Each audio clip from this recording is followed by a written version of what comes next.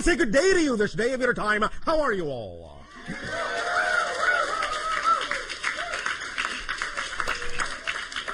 All right. We thank each and every one of you, first of all, individually and all of you together collectively, for allowing the co-creation of this transmission from our reality to yours, from your reality to ours, and in that process, thus then, the creation, the co-creation of a third vibration, a third frequency, a third reality, a new reality in which we can interact together more and more in every way, every day. So we thank you for the gift you are giving to us and our civilization in allowing us to experience all of you in this manner. We would like to begin the following transmission in the following way. We have titled this transmission 15 Minutes and Counting. We will explain why we chose that title in, about 15 minutes. First and foremost, let us say that the whole idea of this transmission, this night of your time, as you know time to exist, is that this is part 1 of the transmission, and tomorrow of your time is part 2 and part 3. Thus taking these 3 transmissions, in a sense, as a whole transmission, which in my time and from my dimension and my frame of reference will simply be delivered all at once, with no break. It will simply find its way into your dimension and your time frame when and where it is appropriately timed for the transmission to be received, when the receiver is ready. Time and space in that sense are very flexible, very malleable, as many more of you are now finding out, even in your own reality. Time and space in your reality, as you move forward in your exploration of consciousness and spirituality, are becoming more malleable, more flexible, more plastic, more slippery. Many of you are beginning to realize that you're having different kinds of experiences of space and time now, more synchronicity coming into your lives as you begin to expand your understanding of consciousness, as you begin to live more in the moment, as you begin to realize and manifest the idea of your dream, your passion, your joy, your excitement. This is part and parcel of this whole so-called new age of awareness on your planet, which we are more than happy to assist you in co-creating. The idea of this transmission, specifically, as has been explained to you to some degree already, is to create an understanding of how you create your physical reality, how you have created your physical reality, how you can create your physical reality to be more in alignment, more harmonious, more synchronous with what you prefer it to be. And that this has a lot to do specifically with the receiver in your body, which is what you call your brain. As we have said previously in another transmission, there are 3 stages to the idea of the downloading of informational reality and the experience of reality when it comes to the connection and the relationship between non-physical and physical reality.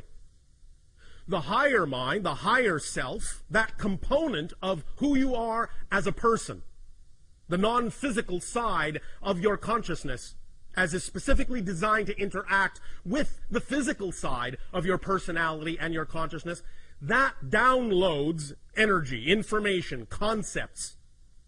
That higher mind, in that sense, is the conceiver. And thus then, in delivering that information through the brain, which is the receiver, the antenna, the wiring of the brain then configures that download of information in a manner that is appropriate based on the belief systems in the personality, for the personality to interpret, to receive, and to perceive in physical reality, as physical reality. In other words, the concepts coming from the higher mind are translated through the antenna of the brain into concepts that are then perceived by the physical mind, the physical personality, as your physical reality experience. So if there is something about your physical reality experience that you wish to change, the idea is to understand that it is part and parcel of the way you are receiving the information, the way your brain is interpreting the informational downloads from your higher mind that determines through the belief systems that have wired your brain into a certain configuration exactly how the physical mind is actually capable of perceiving your physical reality experience. Because physical reality is really not solid.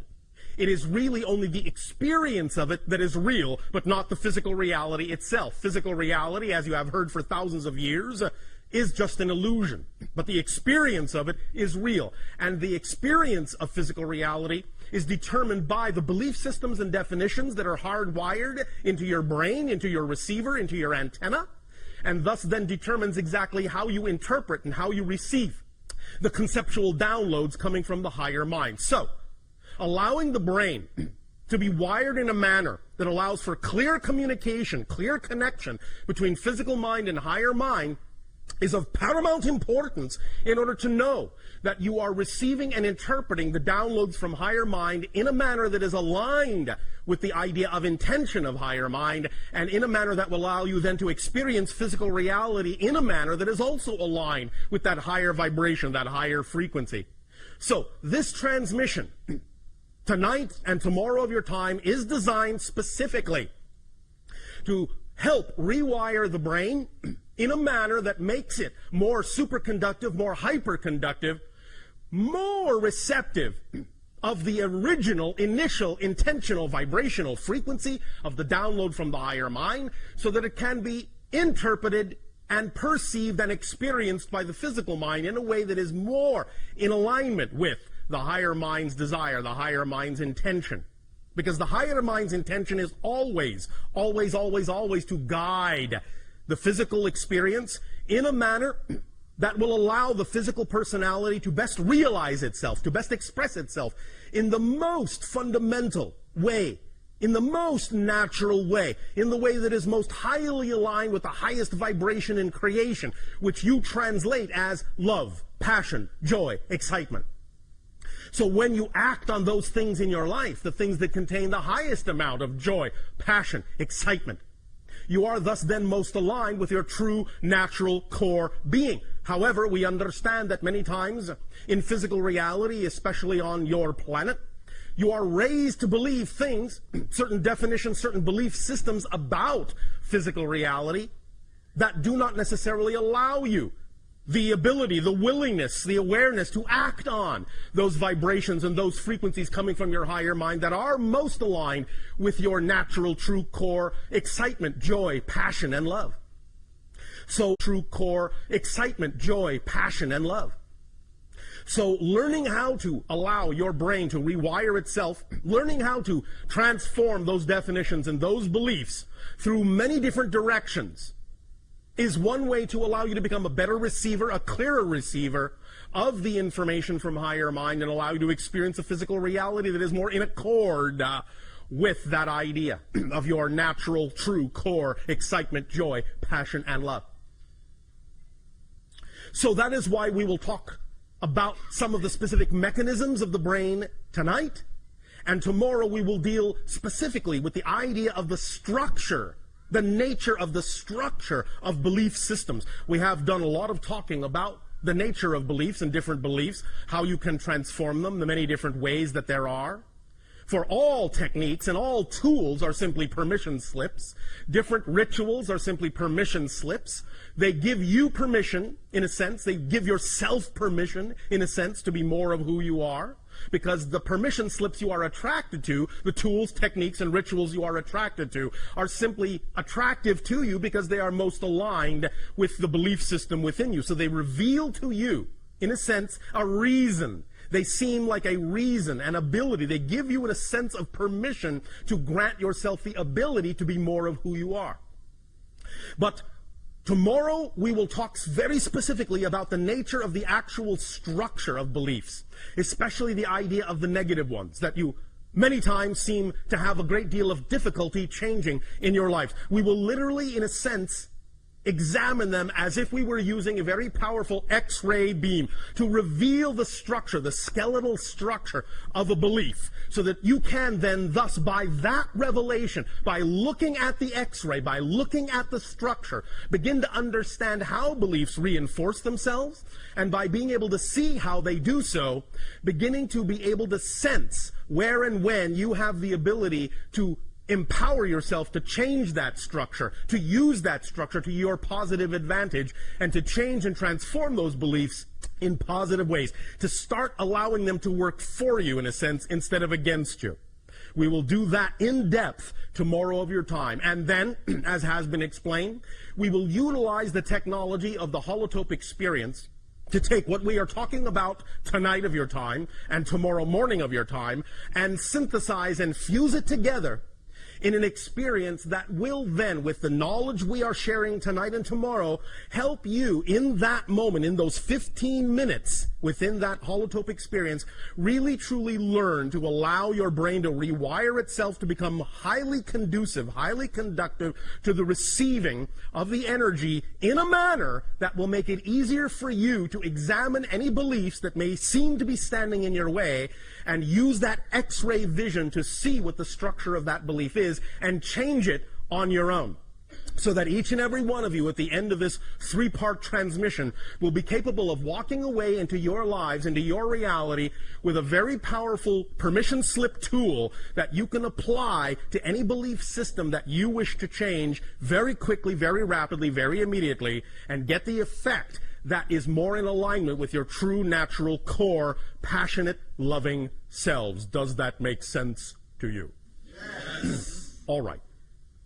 Now, before we continue with the specifics of 15 minutes and counting, we would also like to bring up another aspect of your collective consciousness and throw that into the mix, as you say in your language. We have, in previous transmissions, talked about the idea of the different ways that you often have, as a species, to represent certain collective consciousness ideas, certain representations of where your collective consciousness is going, or what it is considering, or what kind of reality it is pondering.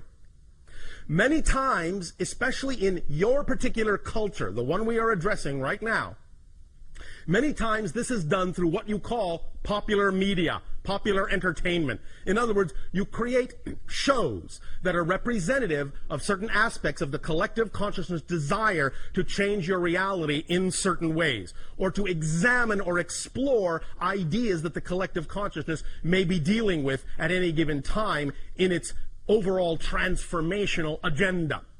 We have mentioned in previous transmissions that one very powerful representation that you created a long time ago, so to speak, in your society that represented certain ideas you were dealing with at the time as a society was the program that you call Star Trek. The idea is that it is representative of many different ideas that are what kind of a reality you prefer, what kind of things you are exploring within yourself, what kind of things you are examining about your beliefs, and how you wish to apply yourselves in your reality. Now, of course, in the acceleration of this age of exploration of consciousness, you have recently also begun to accelerate your examination and your exploration of the idea of the threshold crossing you all call 2012. And this has now been represented, in a manner of speaking, by the idea of the creation of one of your movies. Now, understand that many individuals will look at the representation that has been presented in that movie as a very fear-based idea. Everything is being destroyed. The entire planet is coming apart at the seams. Very few people will survive. It is the end of the world as we know it. All right. Not really.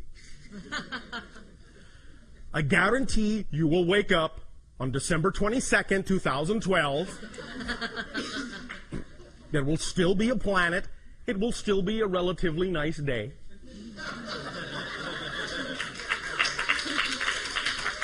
However, look at the great service you have given yourself. Because the idea is that by getting all of the fear-based examples, all of the fear-based representations out in a movie on the screen over there, you don't have to experience it in your physical reality anymore. That's one way to understand how you do these things. This is how you give yourself an opportunity to face the issues, face the fears, by reflecting it back to yourself from what you call your silver screen, so that you can examine what you really believe, what you really feel about these ideas, and ask yourself whether or not you really prefer that kind of interpretation of the energy, or whether you really prefer another reality. So this is, in a sense, a way that you have of creating a catharsis for yourselves, of examining these beliefs very deeply, and doing it in a manner that actually allows you to experience it in a sort of a roller coaster fun park kind of way. So that it's all right to examine the fear, but you're doing it in a setting where you're with a lot of people, you're having the experience together, you're supporting each other in that experience, and you're having a good time doing it, so that it's not quite so scary to examine it. Thus, then, you give yourself the ability to recognize that by having it out on the screen, you can see that you've gotten it out of your system.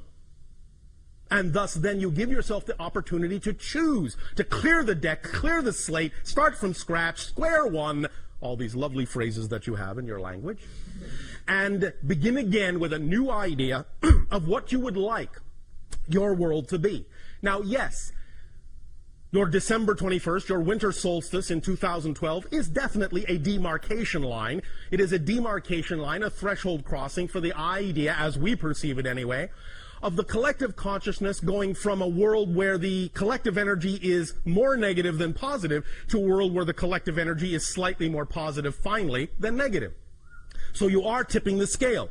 You are crossing a line. You are crossing a threshold and crossing a threshold. And from that point forward, now that after that date, the collective consciousness of your planet will be slightly more positive than negative for the first time in many thousands of years, that means it can snowball, it can accelerate, it can pick up speed. You can build on that positive energy. And thus then you can eventually create your reality to be what you prefer it to be. As we have said, it is also the end of what has been euphemistically called the quarantine of your planet. The idea not again being that on December 22nd all our spaceships will land, but the idea being that after that date they could, because we are no longer holding ourselves back because of our own laws, but we are simply from that date forward taking the cue from all of you as to when you collectively say you are ready for open contact with other civilizations. So the quarantine goes away on that date as well. It will still be up to you to exercise your full responsibility, your full creativity, your full ability to create the reality that you prefer, to change the vibrational frequency of your reality to make it more conducive for positive experience, for the idea of creative experience, for the idea of open contact with other civilizations, to build and build and build upon that, to create the new systems that you wish to have on your planet that will then be put in place to replace the old systems when they fall away, when they crumble.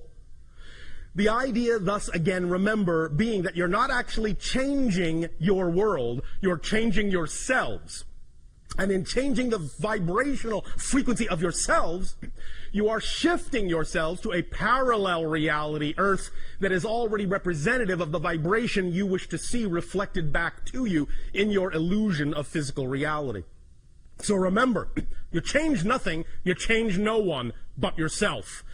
But when you change yourself, you actually shift yourself to an already existing parallel Earth that is already more representative of the vibration you have changed yourself to.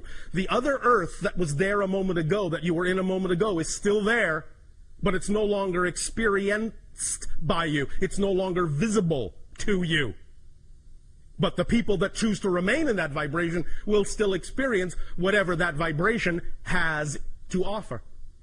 But you will have moved on to another vibrational Earth reality, and again, and again, and again, and again, as you constantly shift your energy, you will constantly shift through multiple parallel Earth realities that are more and more and more and more representative of the vibration of your true natural self, if that's the direction, of course, that you choose. Don't let us force you.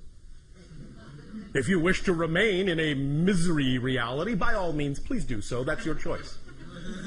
We would strongly suggest that you choose to be more of your natural selves and so experience the shift to more positive and more positive and more expansive and more collectively conscious vibrational parallel earth realities.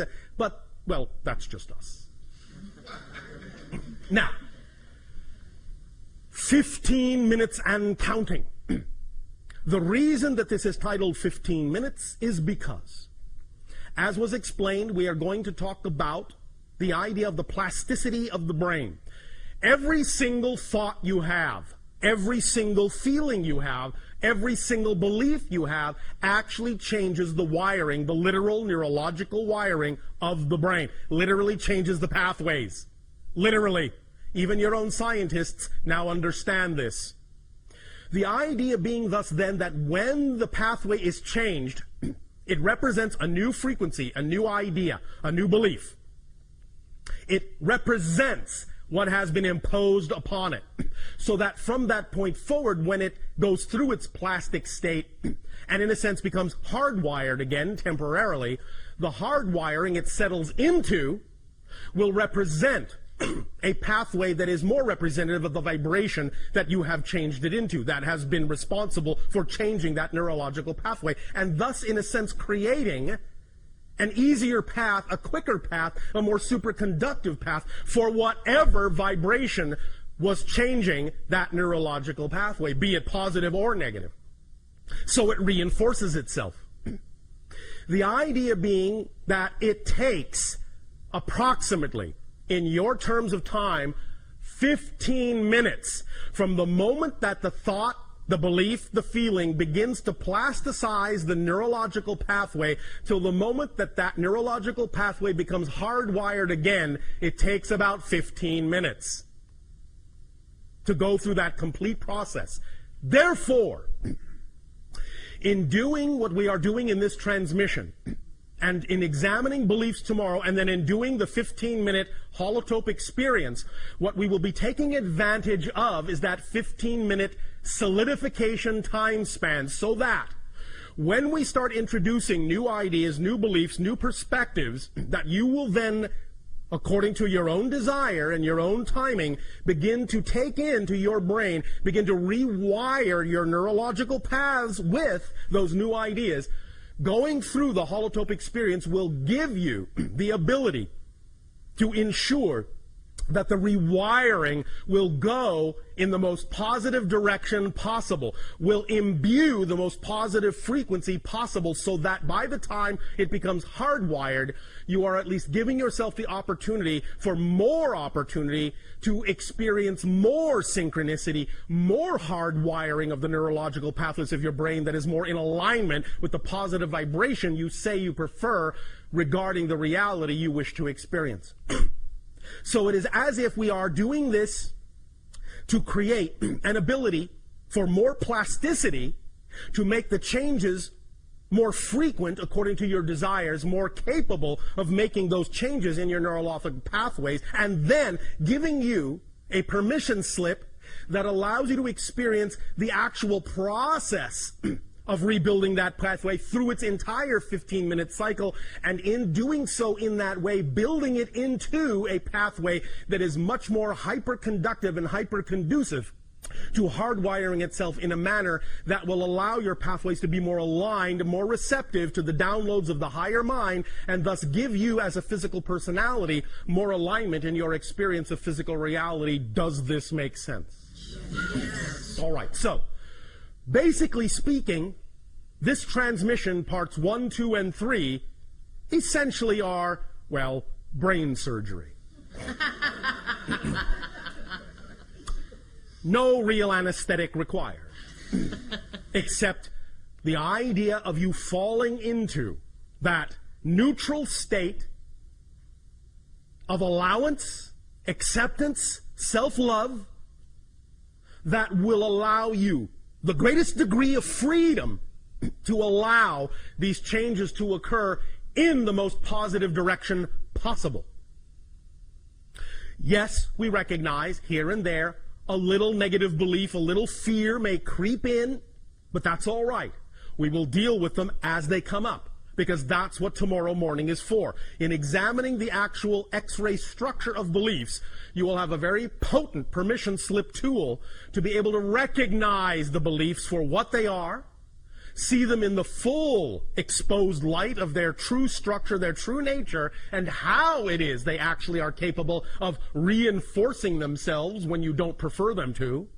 We will teach you all the little tricks that beliefs use, in a sense, to reinforce themselves. You see, beliefs in general, in order for you to have a physical reality experience at all, must by definition have a mechanism built into them that reinforces the belief as real. Otherwise, you wouldn't have a physical reality experience if it didn't do that. But the idea is that when you create, through definitions, a negative belief, the negative belief will also use the same mechanism of self-reinforcement, but it will add an mechanism of self-reinforcement, but it will add an entire array of tricks and tools to constantly reinforce itself, to constantly make it seem as if no other belief is possible, no other belief is true. And it is this array of secondary level tricks, secondary level belief system definitions that allow the idea of negative beliefs to seem like such brick walls, so impenetrable, so unchangeable, so difficult to dissolve. But we'll explore them, we'll expose them, bring them into the light of your consciousness, and show you very clearly what the tricks are so that you will not be fooled by them again. Is it a deal? Yes. All right. Let us thus then begin, first of all, by a little bit of a pre-experience, a pre-meditation, if you will. Relax. Close your eyes. Take a deep breath in and let it out. And relax your body, relax your mind, relax your emotions, relax your soul. Relax your expectations, relax your assumptions. Right here, at least for right now, at least for this moment, you are free from worry, free from any concern, free from fear. And if fear comes up, just invite it in. Give it a place. Tell it to sit in the corner for a moment. That you'll deal with it in a moment. But for right now, you are giving yourself a little bit of a mini vacation. Take another deep breath. In and let it out. And feel all of the day melt away. Take another deep breath in and let it out. And just for a moment realize you have absolutely nothing in the world to be concerned about. You have, right now, no job to think about, no bills to pay, no worries, no deadlines. Just you. You're just here, right now, just for this moment. It's all right. The world will still be there when you open your eyes. But for right now, in this space, you are in a bubble reality, another reality. Take another deep breath in and let it out. And imagine, in whatever way, shape, or form works for your imagination, imagine your brain and see all the little neurological pathways. You can see them in any way, shape, or form you wish. You may see them as wiring. You may see them as fluid. You may see them as crystals. You may see them as a drawing. You may see them as a pattern of any kind of configuration whatsoever. But just know that that is representative of the idea of the pathways of your brain. And the pathways, like a computer program, in a sense, are representative of different ideas, thoughts, feelings, beliefs, definitions. This is, in a sense, a basic representation of the personality mask, the artificial personality construct that you use to explore the experience of physical reality. It is not really fundamentally who you are as a being, as a consciousness. It is a filtering system.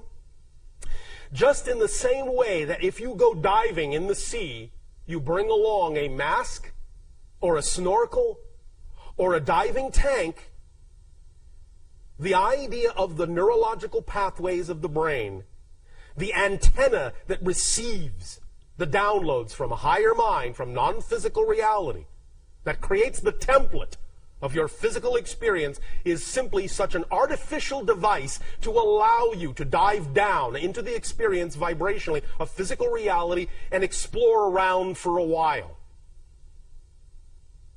So, the idea that we are going to be undertaking is to make sure that this diving mask is as clean and clear as it can be, to give you an unobstructive view, as unobstructive as possible in physical reality. We're going to rewire to make sure that your breathing passage to the tube, snorkel, or tanks is clear, that your oxygen mixture is appropriate, that you won't get the bends. You will allow yourself to work with this template, however it presents itself to you. Sometimes it might even look like a map. Sometimes it might look like an abstract painting. It doesn't matter how it presents itself to you. Whatever way your imagination decides is correct. And even if it keeps changing, that's correct too. Because your imagination is keyed to your frequency, and whatever way it presents it is the correct way for you. So please don't judge it. Just let it be. Just play with it. Just work with it. Just make it your own. Just identify right now whatever way or ways that imagination presents to you the symbolic representation of the neurological pathways of your brain, and just look at that. Just sense it. Just feel it. Just turn it around. Hold it in your hand. Turn it upside down, inside out. If it is two-dimensional, fine. If it is three-dimensional, fine. If it is multidimensional, fine. Just look at it. Just examine it. Just realize this is your antenna. You will be working with this in new ways. Just for the fun of it, right now, in your imagination, take one neurological path, however it represents itself to you, reconnect it somewhere else. Now reconnect the same one somewhere else. And again, somewhere else. As you do this, be very, very quiet within yourself and just get a sensation of how that feels every time you do it. Just probe around. See what happens when you connect the neurological path here. Now see how it feels when you connect it there. See what happens. See if you have any other kinds of sensory experiences or feelings that come up, or ideas or inspirations that suddenly come to you, or images that present themselves unexpectedly, or memories that may come back in a sense. Just play around with that one circuit and just keep connecting it to different other nodal points, other places that you can connect it to. Keep redrawing it. And each time you do it, whatever pace is appropriate for you. You don't have to do it fast. You don't have to follow exactly the way we are saying it. But as you do it, just start to pay attention to the differences you experience when you do that. And if you seem to experience no difference at the moment, let that be all right as well. There is no wrong way to do this right now. But I guarantee you, even by doing this, you are doing something. You are starting the ball rolling.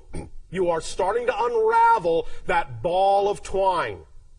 And just by doing this right now, this little tiny exercise right now, you are going to make it easier for you to unlock from what you prefer to unlock from, and lock into what you prefer to lock into. But at the same time, you will retain a malleability, a flexibility, a plasticity unprecedented in your reality.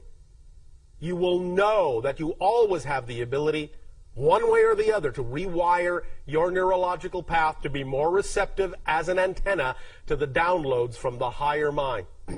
your neurological path to be more receptive as an antenna to the downloads from the higher mind. That you have the ability to redraw the blueprint, to reorganize the template that you use upon which to build your physical reality experience. Take a deep breath in and let it out. And just connect that little pathway now to one last place. Find a place that feels comfortable, good, cozy, peaceful, warm, cool, loving, pretty, tasty. Whatever to you feels correct. And just leave it there for the moment. Breathe in one more time. And as you breathe out, let that neurological pathway begin to crystallize. Let it begin to hardwire into that wondrous place of perfect peace, harmony, joy, and love. Just that one little thread, that one little path, that one little string, that one little line, that one little wire will now begin to make all the difference in the world, because as you reconnect it to that new place, it will now send new signals through that nodal point to other wires, which will allow them to begin to also restructure themselves at whatever pace is comfortable for you, so that you know that just by having done this one thing tonight, as we progress in this communication, slowly and silently beneath your skull, your brain will be changing in ways, rewiring itself in ways that will already become more conducive to self-revelation, self-awareness, self-love, self-validation. So just let that sink in. Take another deep breath. And hold it, hold it, hold it, and blow it out. Open your eyes. And just be aware that going on right now in your brain is the subtle yet profound process of rewiring as we continue this transmission. In return for the gift you have given us in co-creating this interaction this day of your time, we ask you now, in what way, through questions, may we be of service to you?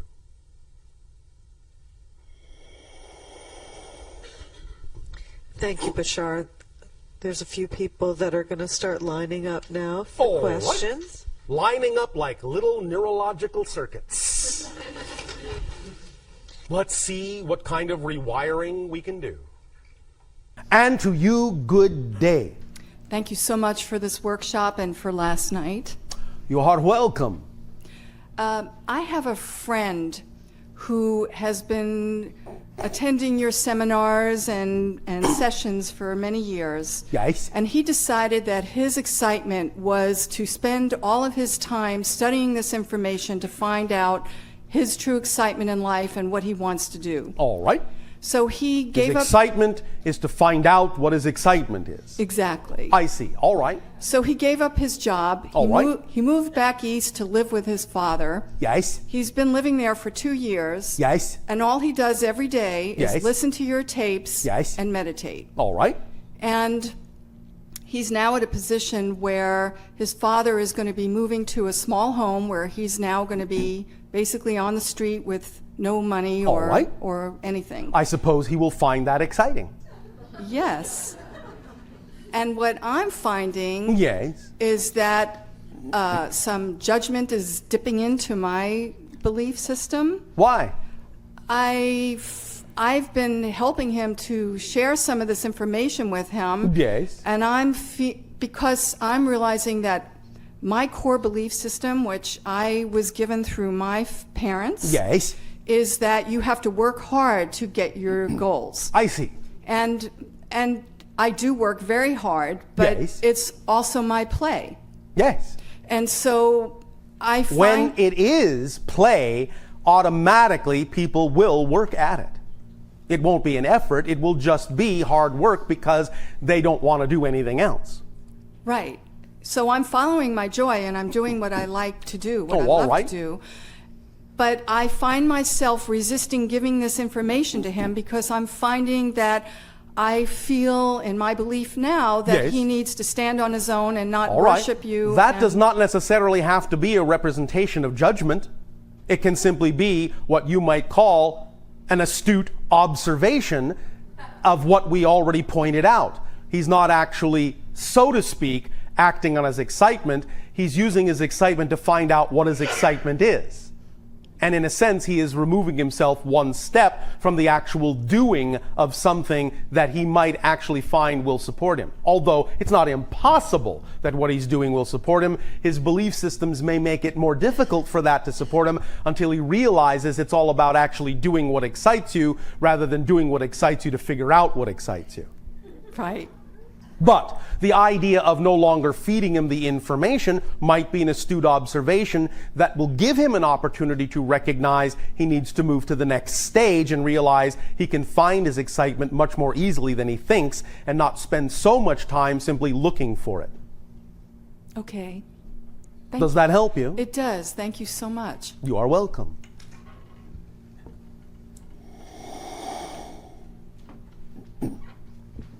Hello. And to you, good day. Thank you. It's my first time here, so I'd like to ask you some questions if I could. Oh, all right. I'm supposing that you can ask the questions. Yes. Yes. I'll just rattle them all off. Rattle, rattle. All right. Rattle away. Okay. One is I would appreciate it if you could give me more clarity on what you mean by definition. Yes. In other words, the definition, I would appreciate that. All right. The other is some examples of like core beliefs Yes. of what right. those might be. All right. And then another would be how to, in other words, when you talk about following your excitement, Yes. is it, that one should then follow what excites them and just keep moving in that direction? Is that what you're... Yes. Okay. Because excitement, by definition, is the actual physical translation of the vibration that represents your true core being. So anything that brings with it the highest level of excitement, love, creativity, passion, is actually the thing to take action on, no matter what it appears to be, no matter in what form it comes, because excitement is the thread that leads you to more of yourself and leads you to all other things that can manifest in your life in an exciting way. So follow that excitement.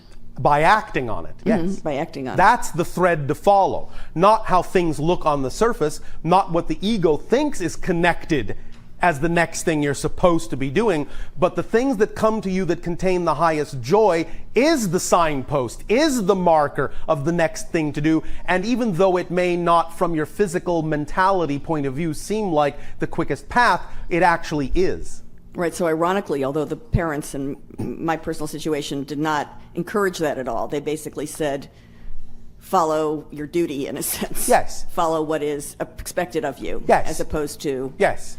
So, okay. Now, sometimes it may dovetail with your excitement, but on your planet very often it doesn't. Correct. All right, so... Now, yeah. The idea of definition is simply that we are talking about ingrained belief and finding out specifically what that belief is, how you have defined your relationship to any given situation. Who you think you are in relation to what's happening in your life is basically what we mean by your definition of yourself in that situation. And the example would simply be that as you experience things, you have either certain kinds of reactions or responses to them emotionally. You follow me? Yes. All right. And those emotional responses are completely derived from your definition of who you are in relation to that thing.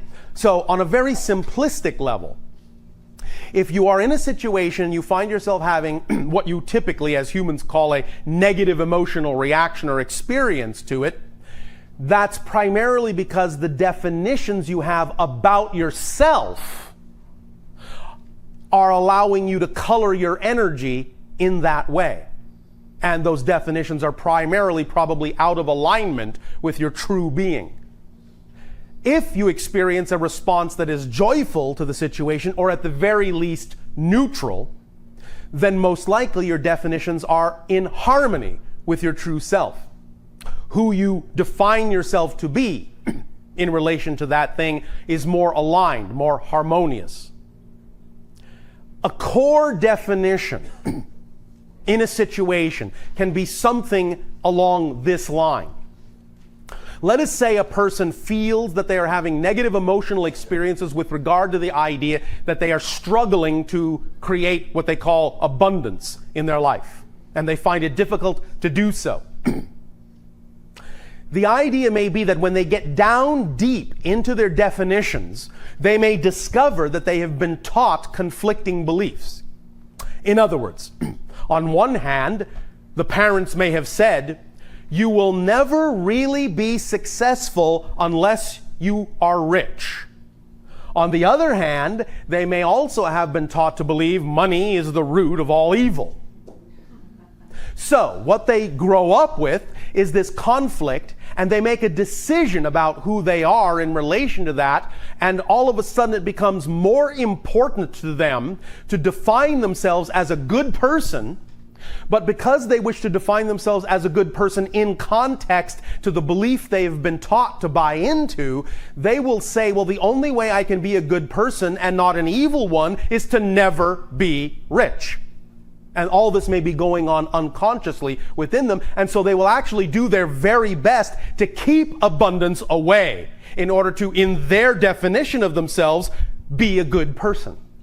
But that's only because they're associating it to a definition they've been given that means that having money equals the fact that you're an evil person.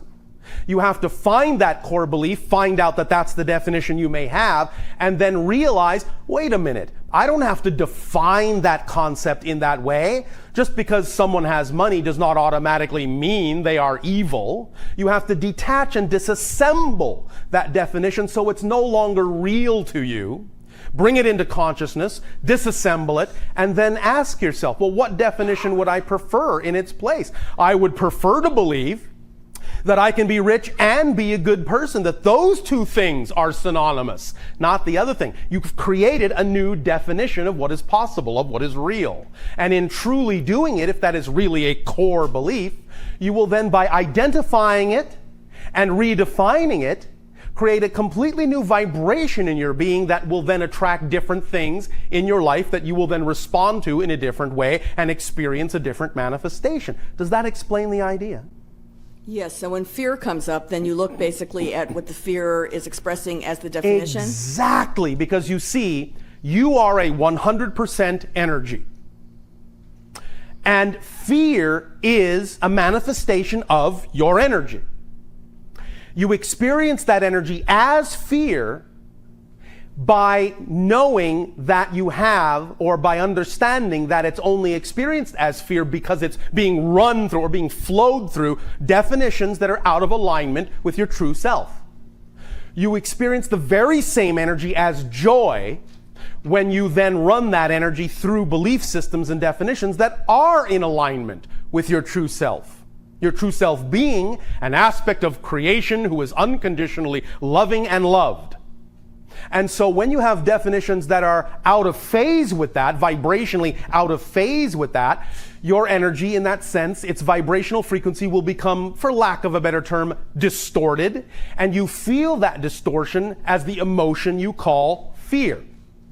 But that's a good thing, because if you do have those distortions, fear is the alarm bell that knocks on your door and wakes you up and says, hey, I'm letting you know in no uncertain terms, because you can't ignore me, that you have a definition that's out of whack, out of alignment with your true self. And so I'm giving you an opportunity to find out what that is, and therefore the fear has served a positive purpose. And using fear that way, redefining fear in a good way, in a positive way, is the first step toward changing definitions all the way down the line. Anything that comes to you is a messenger with information about more of who you are. And if you use every experience that way, by redefining it that way, then you will experience it that way, and it will take you further and deeper into yourself to discover more and more and more of what it is that makes you tick as a personality. Because your personality is a construct built up out of the definitions you believe are most true. And definitions always give rise to emotions, which always give rise to behavior. You cannot express a behavior without having a feeling, and you cannot experience a feeling without having a definition. If I say to you, you are Ashuda, how do you feel about me saying that about you? Fine. Well, not really one thing or another, because you don't really have a meaning for the word, do you? No. So you see, if I say, just an example, you're stupid, obviously that starts bringing up feelings in people because you have given a meaning to the word and made it real. But if stupid becomes as meaningless as Ashuda to you, you will not react. You'll remain neutral and realize it's just a definition, and you can choose to give it a positive or negative spin as it relates to yourself, or recognize it has nothing to do with you, and then simply go on your way without having an emotional negative reaction to it. But it's all stemmed from the definition first. Without the definition, there is no feeling. Without that feeling, there is no behavior. So all behavior stems from feeling, which stems from definition. So if you're behaving in a way you don't prefer and you're feeling in a way you don't prefer, follow that trail back to the definition by asking yourself the penetrating question, what would I have to believe is true about myself in order to be having this emotional experience and this behavior in this situation? And that will be the first step towards disassembling that definition and digging down deeper to the core, because there may be something else under that that will support that idea. So, going back to the idea of the definition that equated being evil with having money and moving things away from yourself that would cause abundance, there may even be a deeper belief that allows you to perpetuate that allows you to even consider that belief as being real. And the deeper belief may have to do with things like your own sense of self-worth. Well, I may intellectually understand that it doesn't mean you're automatically evil when you're rich, but I still can't seem to break through that idea of attracting abundance to myself. Well, maybe there's a deeper core issue even underlying that has to do with believing whether or not you're even worthy to try. You understand? Mm-hmm. Is this helping clarify the idea? Yes, it's helping to clarify the idea, and then the best way then to handle that is to then look and see what those beliefs are. Well, yes. I mean, the best way is whatever is your way. We are giving you ideas that you can use as tools, but of course your imagination will adapt them.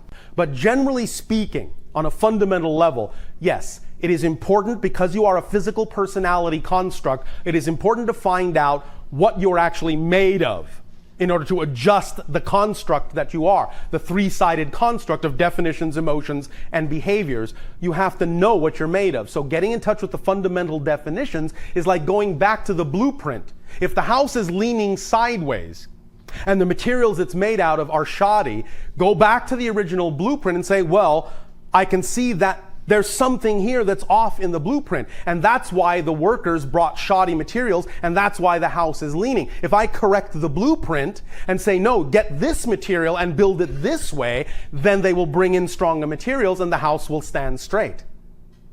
You follow me? Yes, and then start acting as if, in other words. Well, of course, because it is. You act as if because it is.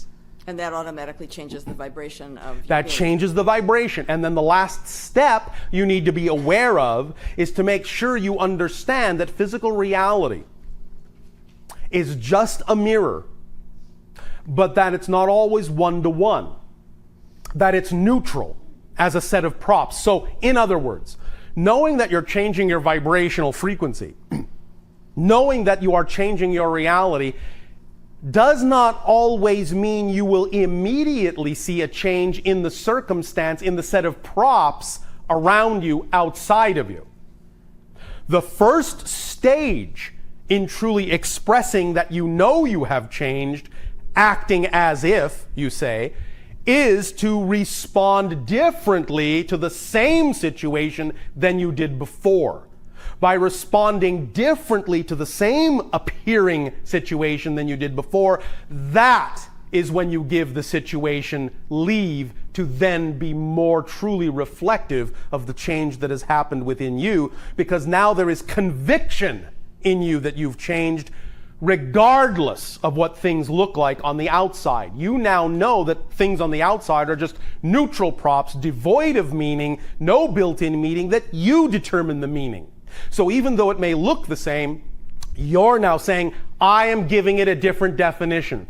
I now know it's not an interruption or an obstacle. I now know it's part of my path and it serves me in a positive way. I'm redefining it. And by responding differently to it, then it has the best opportunity to actually change the outside reflection. But the first step is not the outside changing. The first step is knowing and behaving as if you truly are different in relation to what's going on outside. So because there really is no outside. To change for change itself rather than for outcome. Yes, exactly. When you change for change itself, the paradox is you change the outcome. When you change for the outcome, you've never really changed. Thank you. Does that help? Yes. Thank you.